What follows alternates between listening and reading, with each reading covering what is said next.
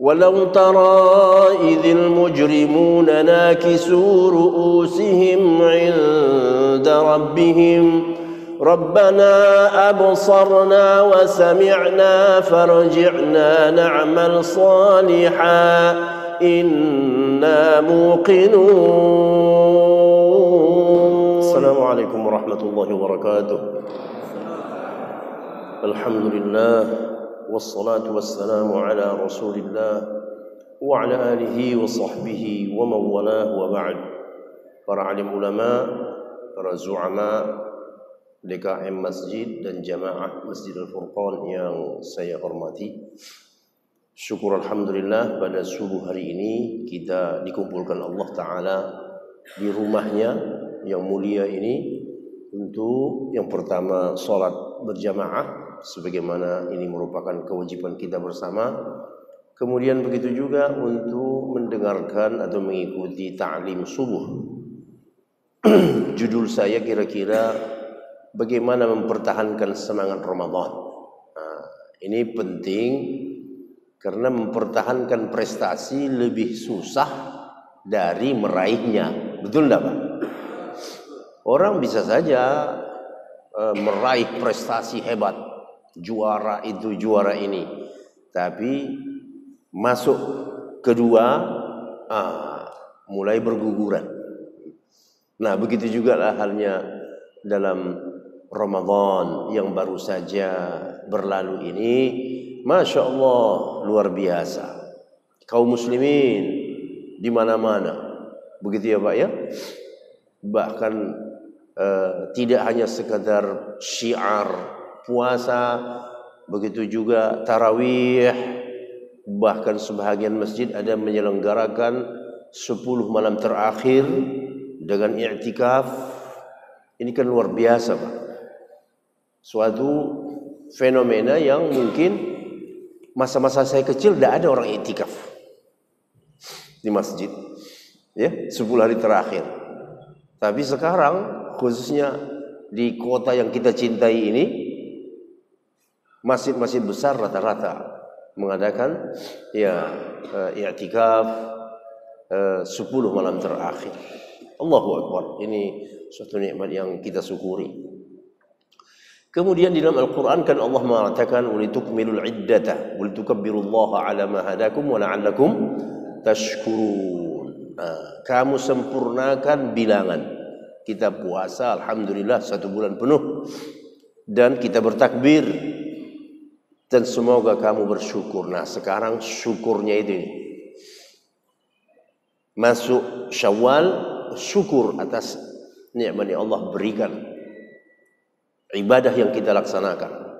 Nah, hanya saja kaum muslimin, ada satu hal yang ingin saya sampaikan. Dulu para ulama dari generasi awal di ujung ibadah itu yang merisaukan mereka adalah satu hal: apakah ibadahnya itu diterima atau tidak.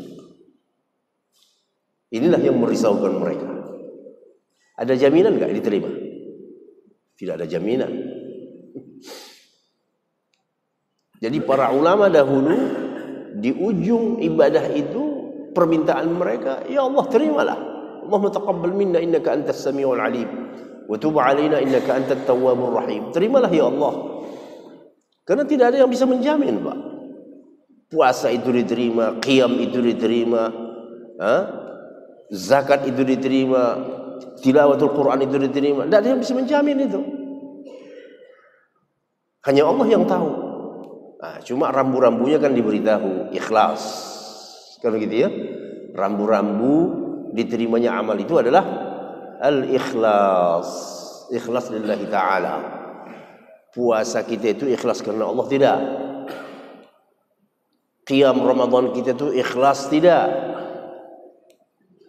Tahajud kita di malam hari itu ikhlas, tidak. Sedekah-sedekah kita itu ikhlas, tidak. Nah, ini yang tahu diri sendiri dan Allah. Allahu 'allamul ghuyub. Allah lah yang maha mengetahui segala yang ghaib. Jadi makanya ya berusahalah untuk ikhlas dalam setiap amal. Ya, berusahalah untuk ikhlas dalam setiap amal, karena inti dari amal itu adalah keikhlasan. Innamal a'malu binniyat. Segala amal itu terpulang pada niatnya. Kadang-kadang nampak baik tetapi niat tidak baik. Apalagi di zaman sekarang Pak, ya, orang bagi-bagi amplop di masjid. Rupanya ada tempelan warna partai. Di masjid bersedekah baik tidak? Baik, tapi niatnya itu kelihatan dari amplopnya. Jadi tidak baik, tidak diterima Allah. Hati-hati. Jadi setiap orang harus berjaga-jaga. Jangan sampai kita kira amal kita baik, banyak, ternyata nanti di hari akhirat nol. Astaghfirullahaladzim. Kenapa? Karena amal itu tidak dengan ikhlas, cari muka, ya, supaya dibilang orang begini, supaya dipuji orang. Ini membahayakan, dan penyakit itu ada dalam setiap hati kita. Ada dalam setiap hati kita. Jadi oleh karenanya setiap hamba Allah harus menjauh dari hal-hal yang sifatnya mencari-cari pujian. Ya, waktu orang rame, oh semangat. Waktu orang sepi, dia pun gak semangat. Nah, itu salah satu indikasi itu. Ya, orang ramai, kamu semangat. Jadi semangatmu itu karena apa? Karena orang, bukan karena Allah. Baik, saya ingin kilas balik keindahan Ramadan yang hampir setiap kita mendapatkannya. Hati yang khusyuk. Betul tidak Pak? Beda enggak sholat di bulan Ramadan dengan di luar Ramadan? Beda. Beda. Karena di dalam Ramadan itu hati kita itu dibersihkan. Ibarat tong air dikuras. Jadi keluarnya itu, airnya itu apa? Bersih, jernih. Ibadahnya jadi khusyuk. Tapi kalau tong itu penuh dengan karat, sampah, air keluarnya bagaimana? Putih bersih? Ya tidak. Ngucurnya juga pelan-pelan, tersumbat. Betul ya? Jadi karena hati itu dikuras melalui apa? Menahan syahwat dan hawa nafsu. Itu dia. Di situ intinya itu di situ. Ya. Menahan syahwat dan hawa nafsu sehingga hati ini pun bersih, bening. Waktu mengingat Allah, berhubungan dengan Allah Ta'ala, khusyuk, bahkan sering sekali kita meneteskan air mata. Betul tidak Pak? Dengar orang baca Quran, kadang-kadang kita nggak ngerti Pak. Ya, ujung-ujungnya saja kita mengerti. Walahum adzabun muqim yuriduna an yakhruju minan nari wa ma hum bikharijina minha walahum adzabun muqim. Mereka ingin keluar dari neraka tapi nggak bisa keluar. Untuk mereka azab yang berkekalan. Coba bayangkan Bapak, neraka. Orang mau keluar dari neraka itu, tapi nggak bisa. Mana? Gimana caranya mau keluar? Dari penjara aja orang susah keluar. Kalau lagi dari neraka. Itulah nasib orang yang di neraka. Mendengar itu kita, apalagi kalau faham maknanya Pak. Subhanallah, tidak terasa air mata itu apa? Berderai. Karena khusyuk. Jadi khusyuk itu karena itu dia tadi, syahwat ditahan, hawa nafsu ditahan. Apa maunya hawa nafsu ini? Makan yang enak, minum yang segar, syahwat lagi, syahwat itu, syahwat ini. Semuanya ditahan, dikunci. Sehingga alhamdulillah, itulah proses pembersihan jiwa. Ini semuanya kita rasakan dalam Ramadan, Bapak. Ya. Jiwa tenang, Allahu Akbar. Apapun masalah yang dihadapi, tidak sampai membuat panik. Coba kalau di luar Ramadan, waduh, menghadapi satu masalah saja jadi pikiran. Berhari-hari nggak hilang dari pikiran, betul nggak Pak? Nah, jadi batin teduh, dihadapi saja masalah dengan keyakinan Allah membantu untuk menyelesaikan. Kemudian semangat ibadah tinggi, jelas. Ya, saya yakin masjid ini pada bulan Ramadan lalu bukan hanya penuhnya 5 hari pertama, saya yakin ya. Sebahagian kaum muslimin, nah ini dia nih Pak. 5 hari pertama masjidnya penuh tarawih sampai ke belakang, bahkan luber. Ya, nah, jadi semangat ibadah tinggi, tidak ada bosan-bosannya. Sudah sholat fardu, wah masih mau nambah nawafil, sholat sunnah, rawatib, ya, seba' qabliyah, ba'diyah. Terus nanti ada namanya qiyam Ramadan. Padahal capek seharian, capek bekerja di luar puasa. Coba di luar Ramadan Bapak bekerja di luar siang, disuruh malam tarawih di luar Ramadan, sanggup tidak? Saya rasa tak sanggup. Saya rasa tidak sanggup. Justru kenapa siang hari kamu lapar, bisa di malam hari kamu yang 21 rakaat, yang 11 rakaat kok tahan? Nah, kan jadi pertanyaan tuh Pak. Kok bisa begitu ya?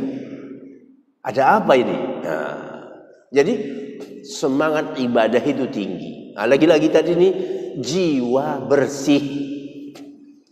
Jadi kalau mau semangat ibadah tinggi, bersihkan terus jiwa itu. Ya, syahwat-syahwat itu bukan dibuang, tapi dikendalikan. Ya, agama kita tidak menyuruh membunuh syahwat, tetapi dikendalikan. Nah, kita yang mengatur nafsu kita, bukan sebaliknya. Kita diatur oleh nafsu. Orang kalau diatur oleh nafsunya mau berkuasa seumur hidup. Betul tidak kira-kira? Nah, kalau manusia diatur oleh nafsunya mau berkuasa seumur hidup, Pak. Kalau perlu ya sakaratul maut masih berkuasa. Tapi kalau orang mengendalikan hawa nafsunya, dia tahu diri. Nah, saya di sinilah batas saya, udahlah, cukup. Nah, begitu orang yang mengendalikan hawa nafsu. Kalau diikuti hawa nafsu, la haula wala quwwata illa billah. Iya enggak? Ayah di penjara, anak mau jadi DPR, mau jadi penguasa lagi. Umpamanya itu. Jadi mau terus-terusan sampai ke cucu nanti juga. Itu namanya apa? Hawa nafsu. Perusak dunia ini adalah hawa nafsu yang tak terkendali. Itulah dia, Pak. Jadi kita bersyukur agama kita punya format untuk mengendalikan hawa nafsu itu 1 bulan dalam 1 tahun apa? Berpuasa. Emosi terkendali. Alhamdulillah, karena terbawa oleh ya wasiat Nabi. Kan begitu ya? Tidak boleh orang berpuasa marah. Fa in qatalahu ahad aw sabbahu ahad falyaqul inni shaim. Kalau ada orang yang memerangi kamu, mengajak kamu berantem, memaki-maki kamu, katakan kepada dia, aku sedang berpuasa. Jangan kamu pancing emosiku, nggak akan bakal terpancing saya. Walaupun apa kata-katamu, saya tidak akan terpancing. Karena saya berpuasa. Kerinduan pada akhirat tinggi. Masya Allah. Ini yang saya katakan Pak, sering-sering menangis di bulan Ramadan. Betul enggak? Dengar cerita surga, dengar cerita orang di neraka. La haula wala quwwata illa billah. Aduh. Luar biasa. Orang-orang di surga itu buah-buahan yang mendatangi mereka. Bukan mereka pergi mencari buah. Duduk dalam surga, terpikir mau makan apa? Mau makan stroberi. Datanglah stroberi itu dengan ranting-rantingnya ke depan. Manis pula lagi, bukan asam seperti di kita. Ya. Masuk mulut, subhanallah. Nanti di surga khamar itu jadi halal.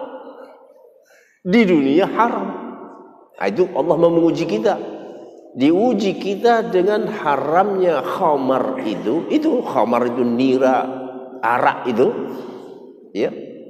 Haram di dunia, tapi nanti minuman orang di surga itu. Masya Allah. Sutra diharamkan bagi laki-laki di dunia karena nanti pakaianmu di surga. Sutra itu pakaian kamu di surga, bukan lagi polyester yang panas, tapi sutra pakaian orang di surga. Diharamkan kamu zina. Nanti pemuasan kamu dengan siapa? Bidadari. Bapak senyum kalau sudah mendengar bidadari. Saya pun tidak tahu. Semuanya yang tua, yang muda senyum kalau sudah mendengar bidadari. Betul tidak? Di dunia kamu disuruh mengendalikan syahwat. Karena Allah sudah siapkan untuk kamu bidadari di surga. Jadi inilah yang namanya akhirat. Orang yang berhasil menundukkan nafsunya kepada syariat, inilah nanti yang akan diberikan Allah jazaa'an bima kanu ya'malun. Betul tidak? Balasan terhadap apa yang mereka kerjakan. Waduh, di dunia dahulu susahnya, boro-boro mau jadi kaya, makan saja sampai akhir bulan susah minta ampun, tapi tetap dia dalam yang halal. Susah. Barang-barang makin naik, ya, semuanya mahal.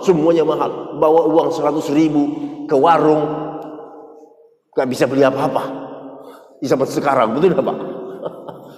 Mau beli ayam seekor, mau beli telur, tahu tempe, susah.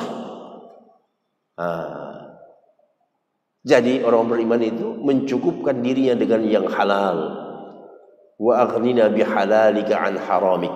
Betul tak? Wa aghnina bihalalika an haramik. Cukupkan kami ya Allah dengan yang halalmu, jauhkan kami dari yang harammu. Nahan selera enggak apa-apa lah. Lihat orang makan daging ya biarin aja lah. Cukup saja air liur kita melihatnya. Karena nanti di surga puas-puasan. Nah, jadi dunia ini tempat ujian. Allah menguji kita. Mau taat tidak? Mau ikut perintah tidak? Mudah menangis. Itu tadi yang saya katakan itu Pak. Kalau sudah berbicara tentang ayat-ayat surga, ayat-ayat neraka, la haula wala quwwata illa billah. Walau tara idzil mujrimuna nakisu ru'usihim 'inda rabbihim Rabbana absarna wa sami'na farji'na na'mal salihan inna muqinun.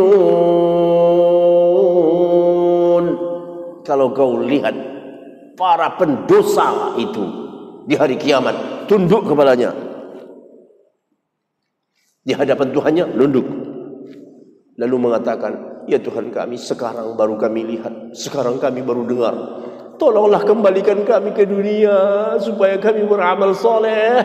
Sekarang kami baru benar-benar yakin ada yang namanya neraka, ada yang namanya surga. Terlambat, Bung. Betul tidak? terlambat. Dunianya sudah tidak ada, mau pulang kemana kamu? Farji'na na'mal salihan inna muqinun. Kembalikan kami ke dunia, supaya kami bisa beramal saleh. Dikasih Allah umur kepadamu, ada yang 62 tahun, ada yang 70 tahun bahkan. Tetapi apa kerjaanmu? Bersenang-senang saja di dunia. Bersenang-senang. Dikasih Allah kamu kenikmatan, tenggelamlah kamu dalam kenikmatan itu. Tidak ingat Allah Ta'ala. Sekarang kamu mengatakan, kembalikanlah kami ke dunia, niscaya kami beramal soleh. Kata orang barat, too late. Sudah terlambat. Baik. Jadi sering-sering Bapak baca. Ya, makanya kalau Jumat itu ya, subuh disuruh baca surah As-Sajdah. Ayat yang saya bacakan tadi itu Pak, surah As-Sajdah. Kalau itu berulang-ulang dibaca, tentu kita ingin tahu cari artinya kan? Tahu terjemahannya. Nah, ketika tahu terjemahannya dibaca oleh imam, Masya Allah. Tolong direncanakan Jumat itu baca As-Sajdah di masjid ini. Masjid ini besar. Cakung ini kan kaya dengan qori. Betul tidak? Iya, sampai warga Cakung ini ada yang jadi imam di Kotor sana. Nah, jadi kalau kami di Medan Pak, subuh Jumat itu rata-rata masjid itu baca surah As-Sajdah. Ya, rata-rata begitu. Tak heran-heran Bapak, bukan masjid-masjid besar kali gitu. Ya sedang-sedang aja masjidnya, tapi Jumat itu ya sudah begitu kebiasaan. Nah, karena di dalam surah Sajdah itu, Masya Allah, cerita orang di neraka, cerita orang di surga, diceritakan Allah Subhanahu wa Ta'ala dalam ayat-ayatnya. Mendengar itu, hati kita ini menjadi gemetaran, takut. Takut itulah modal untuk jadi soleh. Kalau orang tidak ada takutnya Pak, mereka akan bahkan jadi soleh. Takut itulah jadi modal. Takut neraka, takut mati, takut azab kubur, siksa kubur, takut digubukin di dalam kubur. Nah, itulah yang membuat kamu apa? Berjalan lurus. Ini uang haram, saya nggak mau ini. Ini halal walaupun kecil, ini aja. Ini tempat saya ini rawan penyimpangan, tak usah. Daripada kamu nanti digebukin di dalam kubur. Sementara kau duduk di kursi itu hanya berapa tahun? Nah, jadi inilah dia. Gampang kasihan. Nah, karena Ramadan ini mendidik kita, sama kita semua. Yang kaya, yang miskin, yang tua, yang muda sama-sama lapar. Betul tidak? Yang kuat, yang rajin olahraga, yang nggak pernah olahraga pada bulan Ramadan merasa sama-sama lapar tidak? Iya. Muncul rasa kasihan. Gampang kasihan. Lapar itu memang tidak enak ya. Nah, laparnya saya, kata Bapak, terukur dari jam 4:30 sampai jam 6 kurang. Orang-orang ini laparnya gak terukur. Bisa berbulan-bulan orang ini lapar. Nah, muncul rasa apa Pak? Kasihan. Jadi gak mau membebani orang, gak mau menyiksa orang, gak mau membuat aturan-aturan yang menyusahkan orang. Begitu. Karena kalau saya buat aturan ini konsekuensinya nanti orang susah loh. Udah mereka susah, diimpit lagi dengan kesusahan, bagaimana? Nah, jadi orang berpuasa itu gampang kasihan gak tega, bayar itu, bayar ini, semuanya bayar. Penghasilannya dari mana? Semuanya harus dibayar. Ya. Nah, Kadang-kadang kalau kita mendengar kawan-kawan kita yang kerja di Timur Tengah itu Pak ya, Masya Allah rasanya Pak ya, kalau sudah dia kerja di situ semuanya ditanggung anak istrinya, bukan cuma rumah, sekolah anak-anaknya, mau kemana pun sekolah dibiayai, jaminan kesehatannya nggak usah pusing-pusing dia. Nah, ya karena itu tadi orangnya gampang kasihan, ya, gampang kasihan. Kemudian jauh dari sikap kasar, ya. Nah, ini semuanya ini adalah buah dari Ramadan, buah hasil dari Ramadan. Mudah-mudahan semua kita merasakan ini. Mudah ingat dan kembali kepada Allah. Namanya manusia pasti ada salah pandang, begitu ya.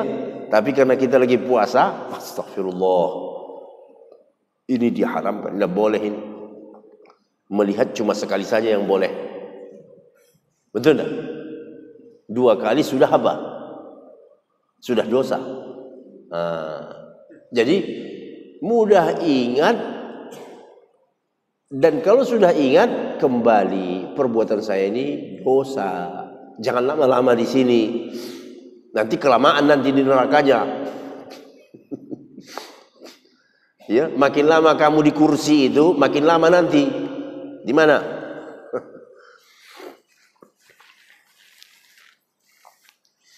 Baik, tidak mudah terpengaruh oleh godaan syaitan. Nah, ini ciri-ciri orang berpuasa Pak ya. Hati bersih, susah digelitik oleh setan. Coba kalau hati kotor, jadi permainan setan Pak. Setan suruh berzina, dia berzina. Setan suruh dia berjudi online, dia judi online. Setan suruh dia apa? Minum khamar, bisnis yang haram. Wah. Tapi kalau orang yang berpuasa, wah, penangkalnya itu hebat. Ya, ingat sama Allah, ingat sama akhirat, ingat sama mati. Tidak mudah terpengaruh oleh godaan syaitan. Nah, inilah dia lagi-lagi merupakan buah Ramadan. Nah, kira-kira bisa bertahan enggak, Pak? Bisa bertahan tidak? Ini semuanya intinya itu di situ itu.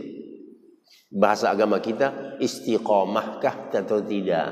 Nah, jadi kalau sudah di akhir, artinya setelah Ramadan, kata kunci pertama istiqamah. Alladzina qalu rabbuna Allah tsumma istaqamu fala khaufun 'alaihim wa la hum yahzanun. Orang-orang yang mengatakan Tuhan kami Allah, lalu mereka istiqamah, tidak ada rasa takut bagi mereka dan tidak ada rasa duka cita. Tempat mereka apa? Surga. Istiqamah. Tapi mengucapkan istiqamah itu lebih mudah dari melakukannya. Mengucapkannya lebih mudah dari melakukannya. Tapi bukan mustahil. Semuanya bisa kalau mau. Hawa nafsu relatif terkendali. Itu tadi sudah kita jelaskan. Mulut terjaga. Awas, hati-hati ini. Mulai dari sekarang sampai tahun depan ini, tahun-tahun gosip, fitnah, dan ucapan-ucapan tak bermanfaat. Jaga lidah. Jangan ikut-ikut menyebarkan fitnah. Jangan ikut-ikut menggosip.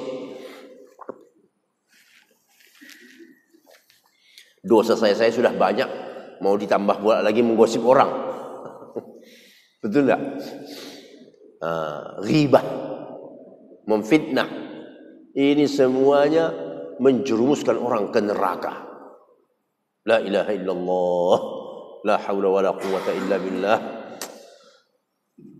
Cuma ya itulah dia, karena kadang-kadang hawa nafsu tadi, ya, sehingga membuat kita lupa diri, keenakan menggosip, Pak.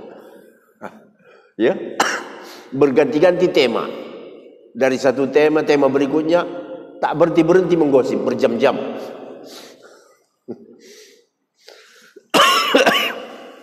Boleh dimatikan ini. Ya.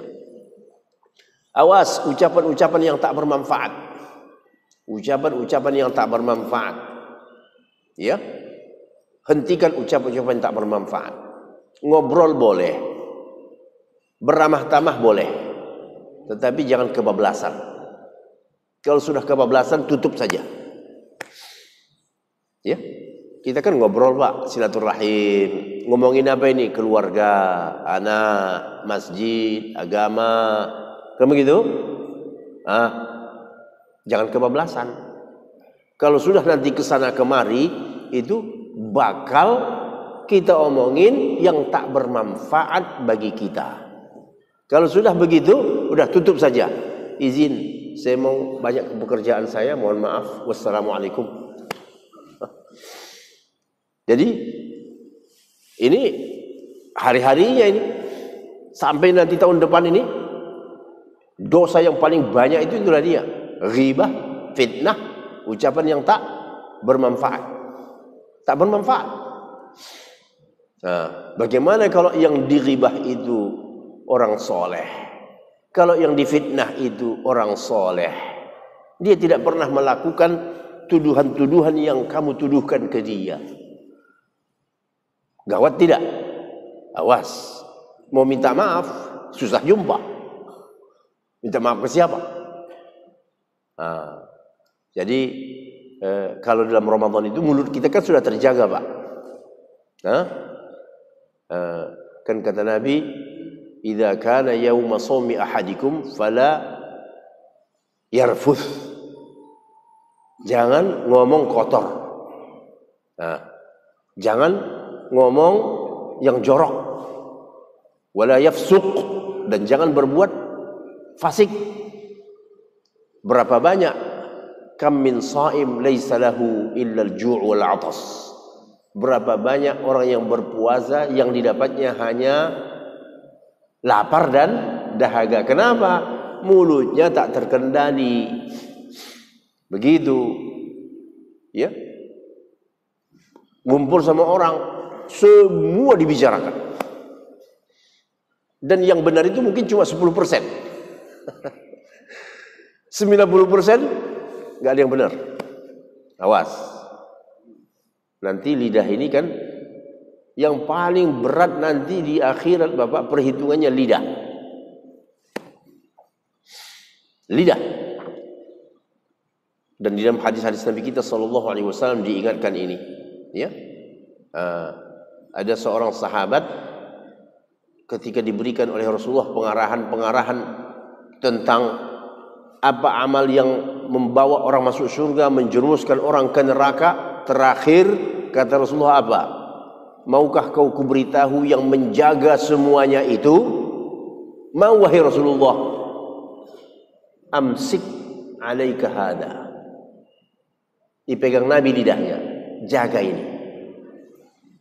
Terkejutlah ini sahabat. A inna lamu'akhadzuna bima natakallamu bihi ya Rasulullah?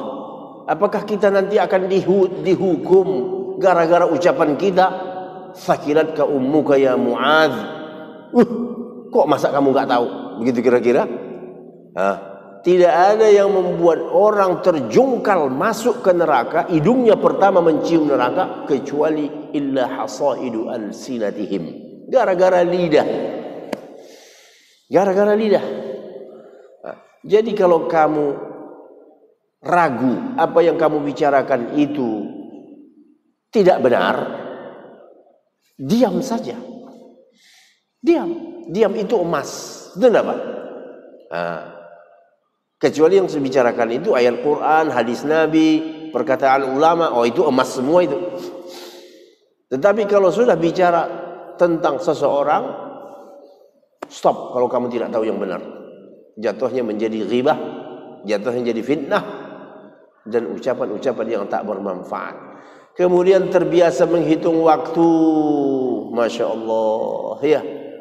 Waktu ini, Pak, cepat berlalu tidak, Pak? Sebelum Ramadan ada kalender Ramadan 100 hari lagi. Waktu dulu nih. Terus Ramadan 60 hari lagi. Ya Allah. Ramadan 10 hari lagi. Ramadan 2 hari lagi. Wah. Tiba-tiba dalam bulan Ramadan kemarin telah berlalu 10 hari pertama. Dan itu berputarnya itu seperti apa, Pak? Ya kalau kata orang kampung saya seperti gasing, Pak. Tahu Bapak gasing? Muter itu cepat. Iya. Nah, waktu itu cepat berlalu. Subhanallah. Ya Allah, tahu-tahu sudah habis Ramadan. Yang beruntung siapa? Yang mengetahui, yang menghitung waktu. Ini kesempatan saya ini Ramadan. Tidak tahu Ramadan tahun akan datang masih dapat jatah hidup tidak? Dan ini berlaku untuk semua orang. Oh saya kan masih muda. Kata siapa? Emangnya ada rumus muda nggak mati? Waktu kemarin 3 tahun yang lalu itu Bapak lihat kan, muda-muda mati, betul nggak? Nah, baru sepekan duduk ngobrol, tiba-tiba sepekan berikutnya udah dapat WA, inna lillahi wa inna ilaihi raji'un, saudara kita umur 46 tahun meninggal dunia. Coba. Jadi menghitung waktu, jangan sia-siakan waktu. Ini hari yang kita jalani ini, hari Ahad ini Pak ya. Hari apa ini? Jangan sebut minggu ya, saya tidak suka. Minggu itu bahasa orang kafir itu. Ini jangan pengurus masjid yang sering berjamaah. Hari apa? Hari Minggu. Kenapa kamu bilang Minggu? Dari dulu kalender kita dulu menyebut hari apa? Ahad. Ini kesempatan saya nih Pak. Hari ini hari apa Pak? Nah, ada yang keseleo lidahnya enggak? Ini sosialisasikan Pak. Hari Ahad. Jadi orang kalau ngobrol sama saya mau undang Ustadz, tanggal sekian ini ada acara Ustadz enggak? Hari apa itu? Saya bilang pura-pura ini. Hari Minggu. Oh, tidak ada sama saya Minggu. Yang ada hari itu Ahad. Nah, siap ini? Siap?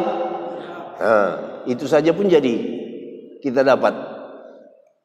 Nah, terbiasa menghitung waktu Bapak. Tidak ada jaminan Ramadan akan datang menjadi milikmu. Jadi kalau begitu, orang-orang yang dipanggil Allah sebelum Ramadan tahun depan, yang menjadi miliknya Ramadan yang baru lalu. Kalau dia dapat Lailatul Qadar, beruntunglah dia. Kalau dia tidak dapat Lailatul Qadar, rugilah dia. Karena dia sibuk mudik Pak.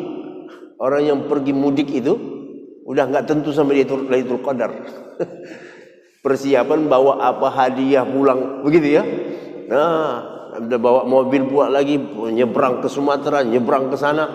Nah, yang dipikirannya udah ya itu aja, barang bawaan, siapa nanti di sana. Mana ada di pikirannya Lailatul Qadar, ini 10 malam terakhir. Nah, jadi kalau kamu mendapatkan Lailatul Qadar, berarti itulah yang menjadi milikmu.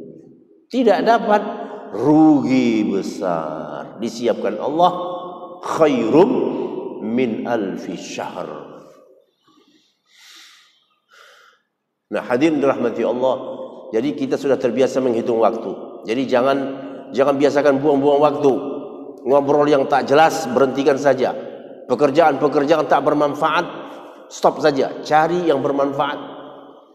Ya, baca Quran. Sensitif dengan dosa. Ini dia nih. Alhamdulillah masih sensor kita masih kencang kan sensor kita nih Pak? Masih kencang ya? Ya.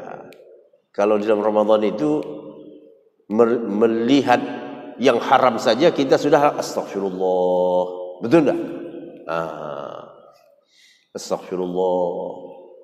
Membaca berita umpamanya adalah postingan-postingan begitu ya, yang tidak sesuai dengan ajaran agama kita, kita langsung astagfirullah, orang ini enggak ingat mati ya. Ya. Jadi sensitif dengan dosa, sensitif dengan maksiat. Yang saya lakukan ini kira-kira dosa enggak ini ya? Maksiat ini enggak ya? Perbuatan mungkar tidak ya? Kalau perbuatan mungkar, hentikan apapun resikonya. Karena pertanggungjawaban itu nanti di hari akhirat sangat berat. Ya, orang-orang zalim itu nanti di hari akhirat, kalau Bapak baca itu suratul Kahfi, itu bengong. Loh, kok semuanya ada dalam catatan tulisan ini? Yang kecil, yang besar. Ya, sampai dia, aku masuk WC saja ada. Dari mulai yang besar sampai yang kecil, semua catatannya ada dalam suratul Kahfi itu. Nanti semuanya mereka itu kaget. Dipikirnya kalau yang kecil-kecil itu tidak ada catatan. Bahkan mungkin dia bilang apa? Sama sekali nggak ada catatan. Oleh karenanya dia berbuat semaunya, membunuh orang. Orang mukmin, orang muslim dibunuhnya. Dipikir apa? Tidak ada pertanggungjawaban nanti. Ketika berhadapan nanti dia di sana, baru dia lihat catatannya, rekodnya, kata orang sekarang. Sebelum kau membunuh dia, kau dulu begini, ya. Jam kesekian kau begini, kau mengubur dia, menjebak dia. Semuanya ada. Di dunia bisa dihilangkan. Rekam jejak itu bisa dihilangkan. Betul tidak? Di dunia kau bisa menghilangkan itu. Di hari akhirat gak bisa kau hilangkan itu. Semuanya nanti akan kau lihat dalam film. Jadi orang-orang mujrim itu, ya, bengong-bengong.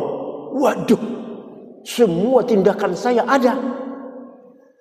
Jadi hadirin dirahmati Allah Ta'ala, ya, mari kita pertahankan semangat Ramadan ini, sensitif dengan dosa, sensitif dengan maksiat, perbuatan-perbuatan mungkar, kemudian bahkan sampai benci dengan perbuatan maksiat.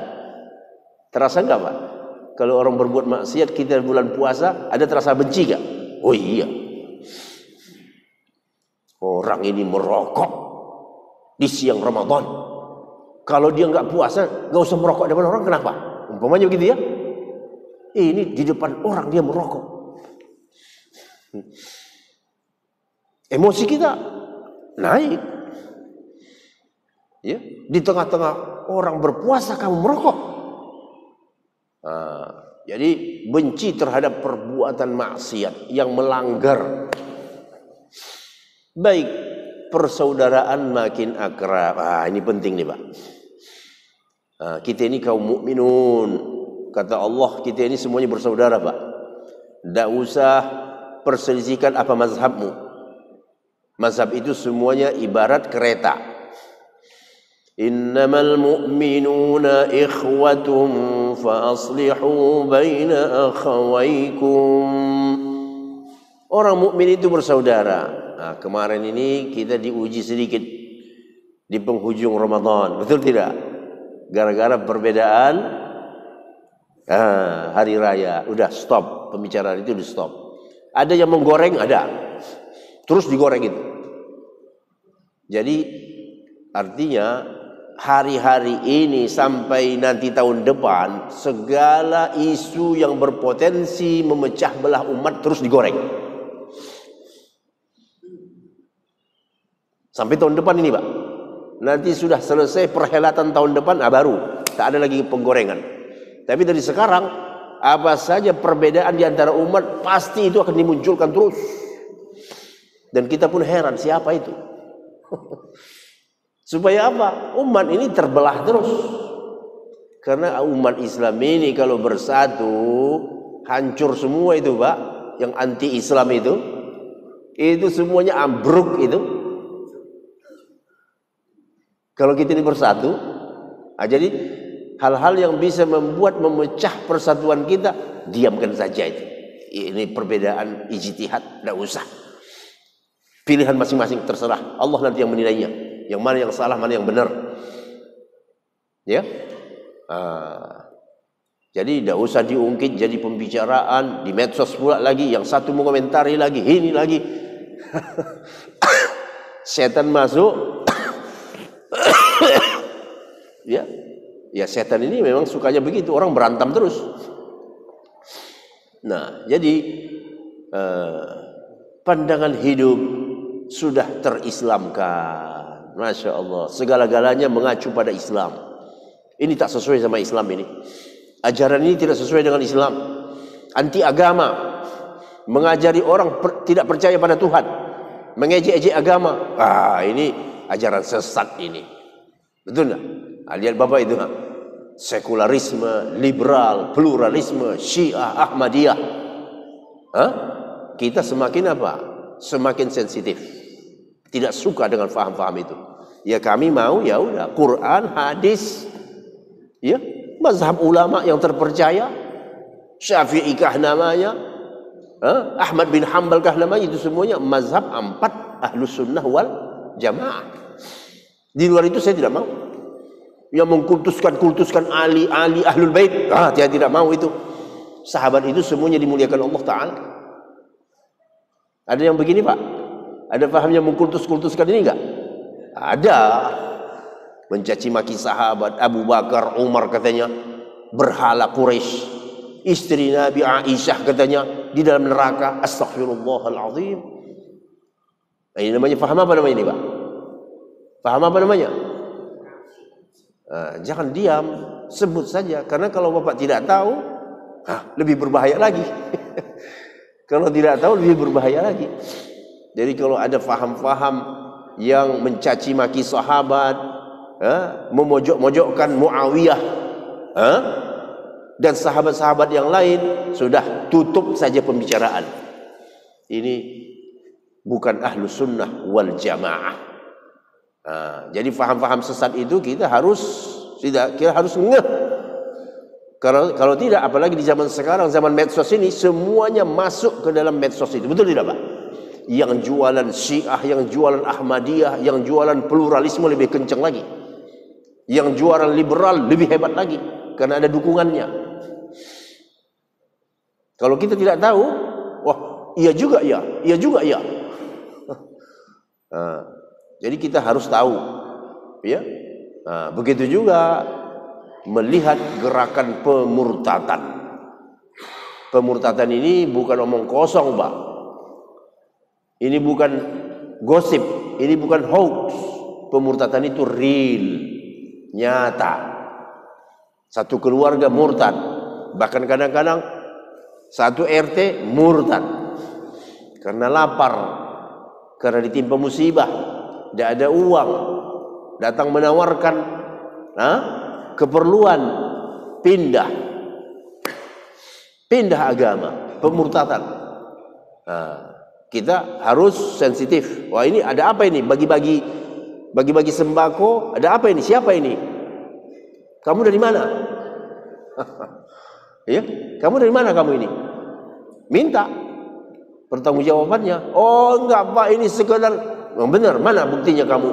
Betul-betul hanya sekedar kemanusiaan. Mereka ini kan umumnya berkedok apa Pak? Kemanusiaan. Tapi ada udang di balik batunya untuk menarik orang-orang susah itu jadi murtad, keluar dari Islam.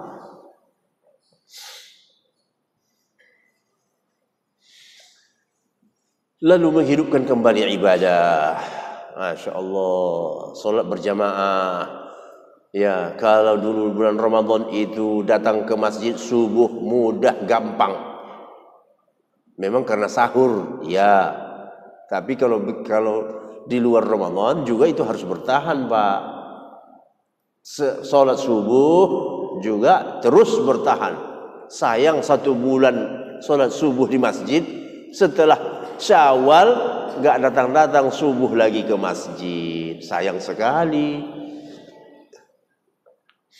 Karena kata Nabi kita sallallahu alaihi wasallam, ya, kalau kamu tahu, law ta'lamuna ma fi salatil fajr wal isya la ataitumuhunna walau habwan. kalau kamu tahu apa yang terkandung pada dua salat berjamaah, subuh dan isya, kamu akan mendatangi masjid untuk salat berjamaah walaupun dengan merangkak. Coba pahami ibu-ibu, kenapa sampai merangkak? Kenapa? Ya karena sakit rematik. Asam urat.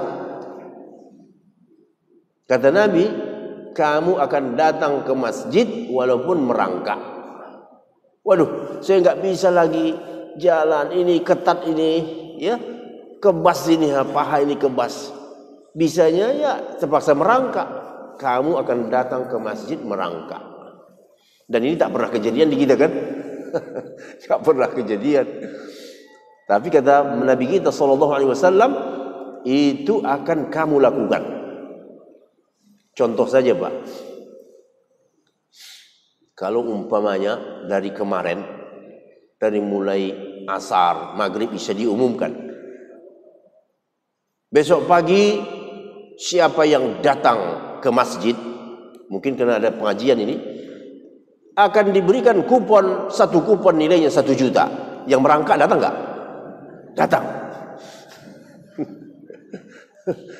Akan diberikan kupon yang nilainya 1 juta. Wah, yang merangkak datang. Begitulah. Jadi berarti kehebatan salat subuh dan isya itu lebih hebat dari kupon 1 juta.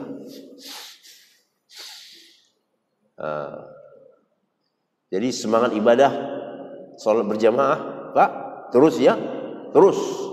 Kemudian Nabi kita SAW untuk menjaga semangat 1 bulan Ramadan, disunnahkannya kita berpuasa 6 hari di bulan Syawal. Luar biasa. Ya silakan cari harinya. Mau hari-hari kerja, ya, kalau sambil kerja nggak terasa. Hari-hari libur boleh, ya. Yang penting 6 hari, ya. Ini hadis ini jelas, sahih. Man shoma Ramadhana thumma atba'ahu bi sittin min Syawal kana ka siyamid dahri. Siyamid dahri, puasa setahun pahalanya. Siapa yang berpuasa bulan Ramadan lalu menambahinya 6 hari Syawal, seperti berpuasa setahun. Mau nggak Bapak dinilai, ditulis berpuasa 1 tahun, padahal Bapak puasanya 1 bulan tambah 6 hari? Mau nggak? Ya mau. Siapa yang nggak mau? Tapi tahu nggak Bapak asal usulnya kenapa sampai kata Rasulullah sama seperti puasa setahun? Tahu? Sebagian tahu, yang suka ngaji tahu. Ceritanya begini, karena setiap amal itu dibalas 10 kali lipat. Ayo kita kali-kali. 1 bulan kali 10, berapa bulan? 10 bulan. 6 hari kali 10, berapa bulan? 2 bulan. 10 tambah 2, 1 tahun tidak? Itulah dia.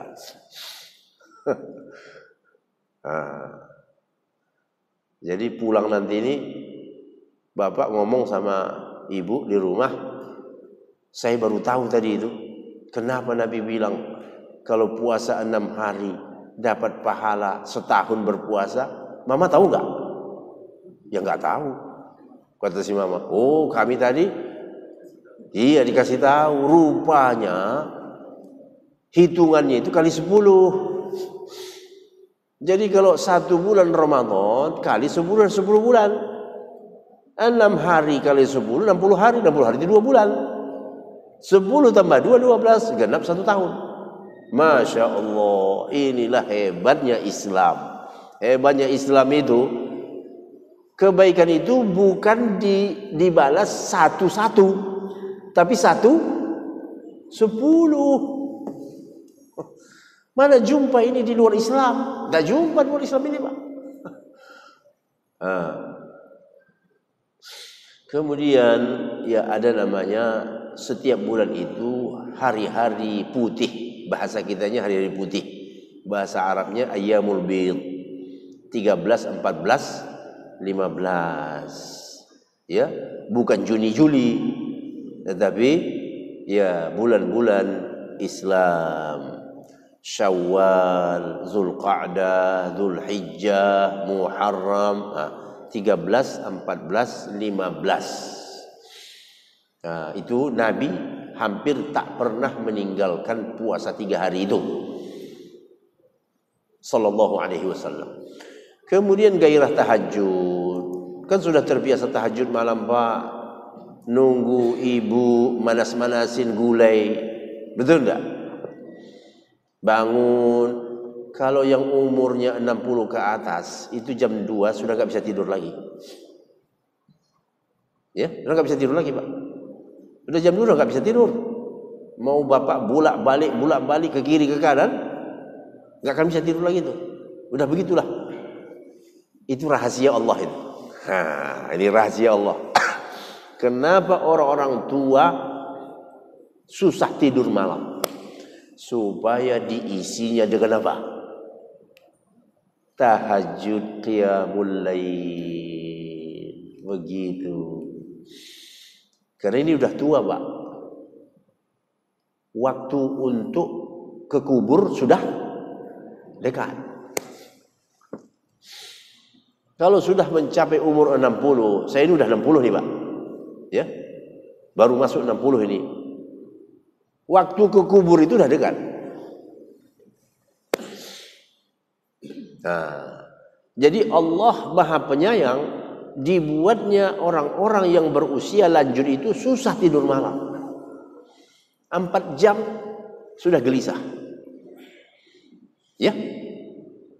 Ini adalah kebaikan Allah supaya kamu tidak susah-susah bangun pakai alarm, enggak perlu pakai alarm, udah bangun tuh jam 2. Lalu ngapain kamu? Bukan nonton bola. Iya? Tetapi berwudu, kamar mandi berwudu. Allahu Akbar. Masya Allah. Kalau ini menjadi kebiasaanmu sampai akhir hayatmu, husnul khotimah. Begitu. Husnul khotimah. Baik, semangat membaca Quran. Kemarin Al-Quran itu adalah ikonnya Ramadan. Bicara Ramadan, Al-Quran. Jadi malu kita, ya bacaannya cuma sedikit saja selama bulan Ramadan. Malu. Karena Ramadan itu bulannya Al-Quran. Ya kalau saya rasa ya Pak ya, kalau mau sih 1 kali khatam bisa. Ya, 1 kali khatam itu tak susah. Sebulan 30 juz. Berarti 1 hari 1 juz. 1 juz itu kita anggaplah 9 halaman atau 10 halaman. Salat 5 waktu. Berarti setiap salat cuma 2 lembar. Betul enggak? Rutin selesai tuntas 1 kali khatam. Tapi memang ada orang-orang yang luar biasa dahsyat, Pak. Luar biasa dahsyat, ya. Ya. Kata supirnya ya. Dia punya supir. Kata supirnya, yang saya tahu si majikannya itu masuk mobil yang dipegangnya Quran. Turun dari mobil nanti masuk ke rumahnya yang dipegangnya Quran. Allahu Akbar. Ya. Yang begini ini yang kita perlu dengar gitu ya.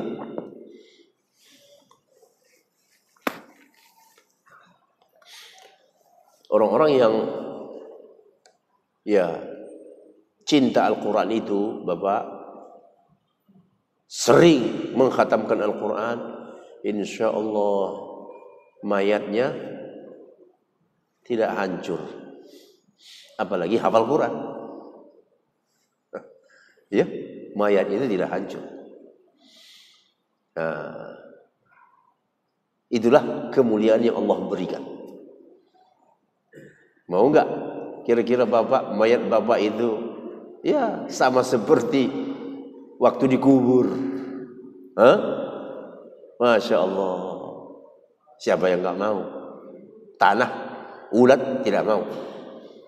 Nah, jadi hiduplah bersama Al-Quran.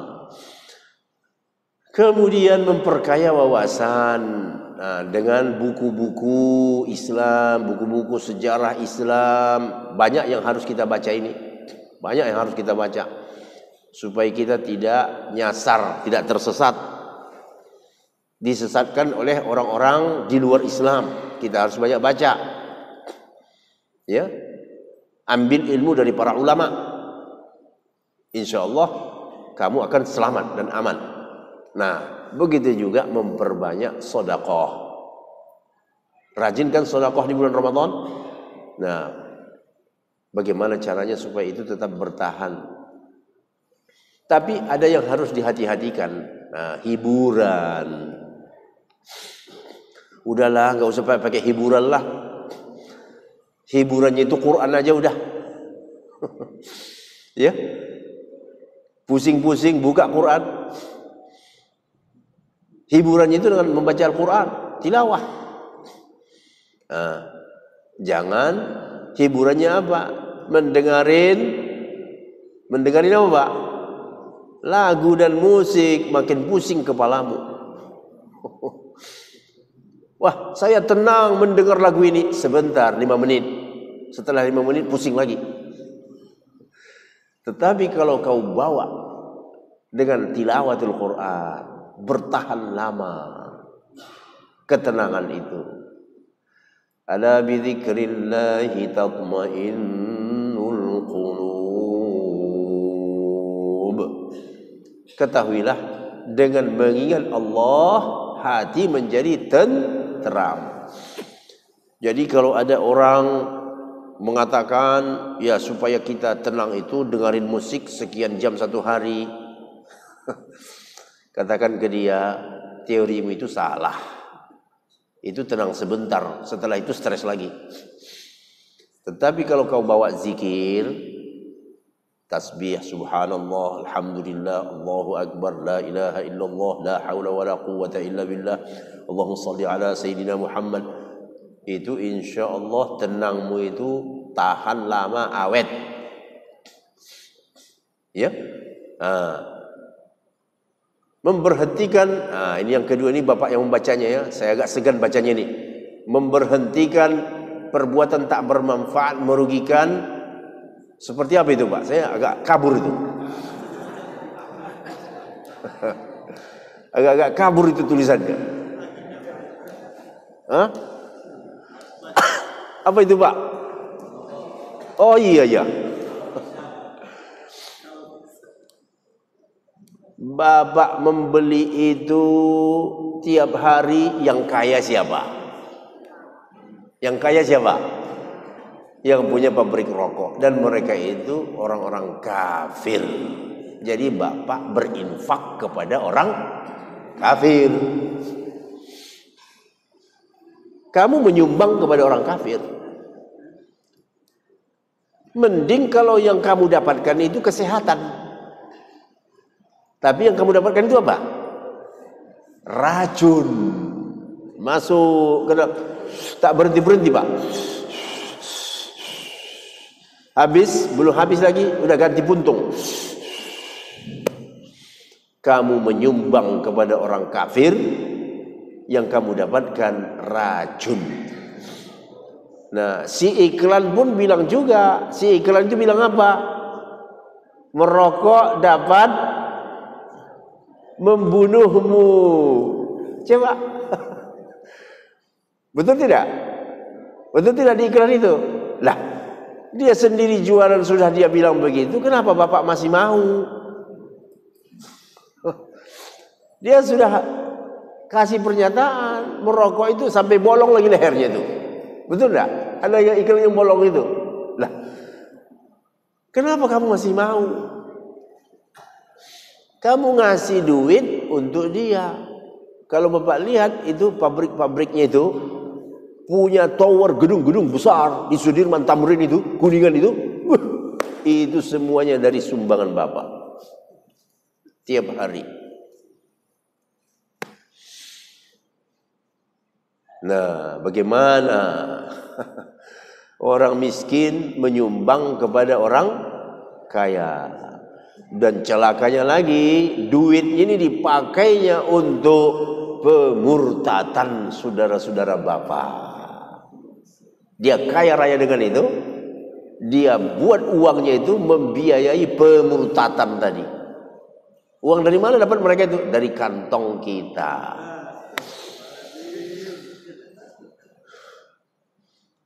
Jadi hadirin berbahagia, sebenarnya tidak ada yang susah kalau mau meninggalkan. Betul tidak? Kalau mau ya, sebulan bisa sepanjang hari, ya, nggak mengasap. Kenapa sesudah selesai Ramadan balik lagi? Nah, tidak sibuk dengan isu-isu yang diciptakan oleh musuh. Ya, isu-isu ini kan banyak ini. Salah satu isu-isu yang diciptakan musuh itu isu radikal, Pak. Ini yang memproduk isu-isu radikal ini musuh Islam supaya kamu sibuk.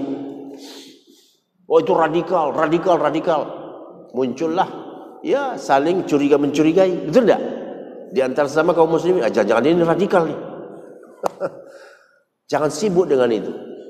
Kubur itu isu-isu. Enggak usah ngomong-ngomong begitu. Ya, itu semuanya usaha-usaha musuh Islam untuk memecah belah kamu. Nah, kita menjalankan agama dan agama kita tidak ada yang aneh-aneh. Tak ada agama kita yang menyuruh bunuh orang, ledakkan. Tak ada agama kita menyuruh begitu. Ya, jadi isu-isu seperti itu tutup kubur aja dan kasih tahu sama orang yang memancing-mancing itu, tidak usahlah kamu ngomong yang lain, baca Quran kamu lebih bagus. Ya. Nah, juga ini ada juga yang penting ini, Pak. Boikot perusahaan-perusahaan Yahudi ini. Karena Yahudi ini membunuhi setiap Ramadan kan? Saudara-saudara kita di Masjid Aqsa diuber, dikejar, betul enggak? Setiap Ramadan langganan tuh, langganan. Melawannya itu jangan belanja, jangan beli produk dia. Dan itu sudah ya dipraktekkan di beberapa negara Arab. Efektif. Tutup perusahaannya itu. Barulah dia pusing. Melaporlah dia sama pimpinan negaranya itu. Wah, dagang saya, pabrik saya, ya, toko saya di negara-negara Arab ini tutup gara-gara. Kita melawannya dengan begitu sekarang ini. Jangan lagi makan-makan ayam goreng, ya, dari punya mereka ini. Jangan lagi Bapak beli kopi dari punya mereka ini. Ya, begitu banyak kopi-kopi yang ada di kita. Kenapa harus dari dia? Mahal pula lagi harganya, 75.000 satu gelas. Ya enggak, Pak? Jadi jangan lagi nongkrong beli kentang goreng di dia. Ngapain? Baiklah, hadirin dirahmati Allah. Akhir dari ceramah saya ini, saya ingin membawakan satu ayat di dalam surah An-Nisa ayat 36. Allah berfirman, wa'budullaha wa la tusyriku bihi syai'an wa bil walidaini ihsana wa bidzil qurba wal yatama wal masakin wal jari dzil qurba wal jaril junubi was sahibi bil janbi wabnis sabil wa ma malakat aymanukum innallaha la yuhibbu man kana mukhtalan fakhura. Itu nadanya siapa itu, Pak? Nadanya siapa? Ya, Mahir namanya. Sembahlah Allah Jangan sekutukan dia dengan sesuatu apapun. Jangan sekutukan Allah dengan sesuatu apapun. Jangan kamu pertuhan makhluk-makhluk yang ada di dunia ini. Berbuat baiklah kepada dua orang tuamu, kaum kerabatmu, anak-anak yatim di sekitarmu, fakir miskin. Nah, udah fakir miskin jangan nyumbang kepada orang kaya. Itu tadi dia, ya, nyumbang kepada pabrik rokok. Jiran dekat, jiran jauh, berbuat baik semua ini. Teman sejawat, kemudian ibnu sabil, perantau, dan hamba sahayamu. Masya Allah, ini semuanya sangat banyak kita lakukan di bulan Syawal, betul enggak? Silaturahim, duduk berkunjung bersama kerabat, duduk ya kepada guru-guru kita. Kalau dulu itu Pak, kalau bulan Syawal itu rumah-rumah ustadz ulama itu ya didatangi oleh jamaahnya.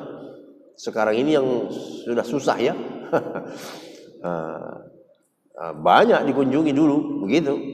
Saya dulu masa-masa kecil di kampung saya, ya, dididik orang tua saya, datangi Ustadz Fulan, Syekh Fulan, Kiai Fulan, berhari raya ke situ. Begitu. Tapi sekarang tradisi ini nampaknya sudah mulai pudar, ya. Sesungguhnya Allah tidak menyukai orang-orang yang sombong dan membanggakan diri. Sampai di sini dahulu perjumpaan kita.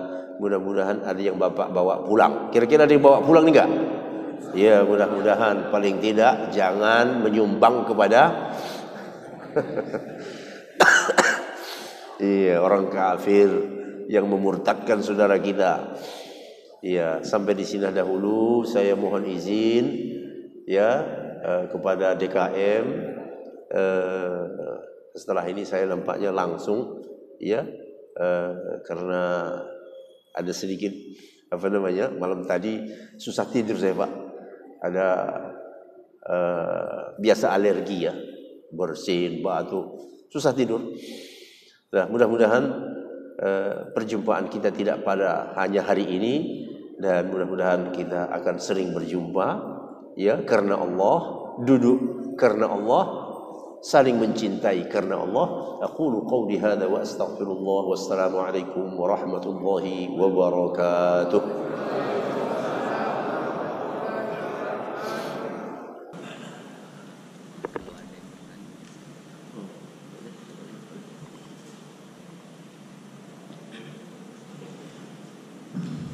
Bapak Ibu sekalian, demikianlah dari uraian yang cukup menarik dari apa yang telah disampaikan oleh Profesor kita. Nah, sebelum kita akhiri, mungkin ada bonus untuk yang hadir. Paling tidak mungkin satu orang yang mau bertanya tentang suatu hal, baik yang telah disampaikan tadi atau mungkin hal lain. Kami silakan. Silakan. Bapak Ibu saya mau menyampaikan biasa. Sini Pak, soalnya mic-nya ada. Balik sini biar terdengar suara.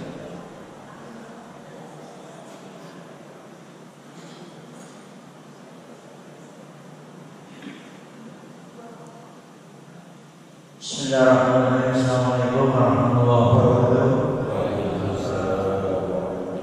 Sebelum saya membuka pertanyaan, saya mengenal beliau sudah lama, sejak beliau sebagai cendekiawan untuk mengisi pemikiran-pemikiran fikih Islam dengan liberalisme, sekularisme,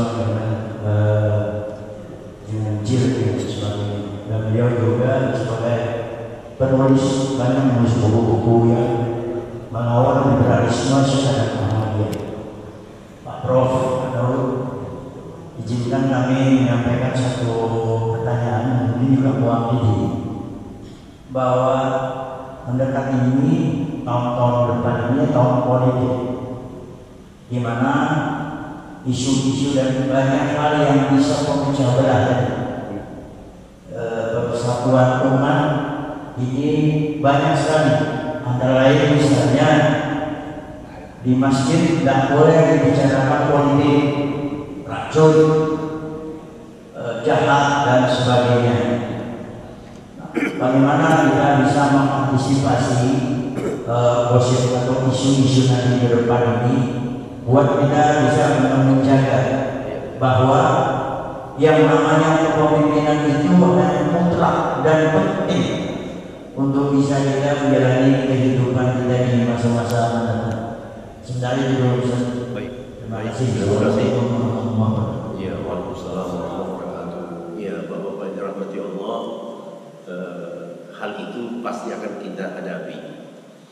Yang pertama, kenapa mereka tidak suka politik dibicarakan di masjid? Takut, Pak. Itu berawal dari ketakutan.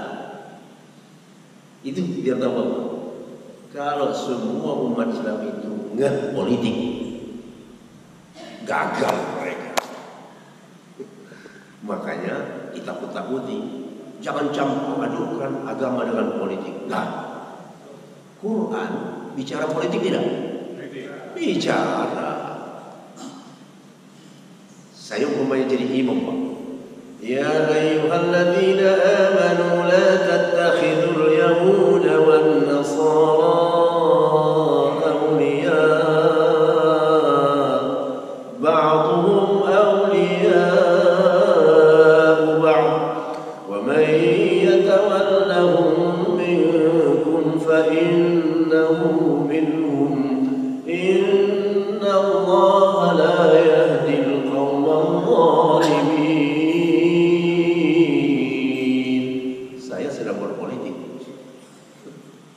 Karena ayat itu bunyinya jangan kau pilih Yahudi dan Nasara sebagai pemimpin. Ayat ini orang Indonesia hampir hafal semuanya. Karena punya sejarah. Betul tidak?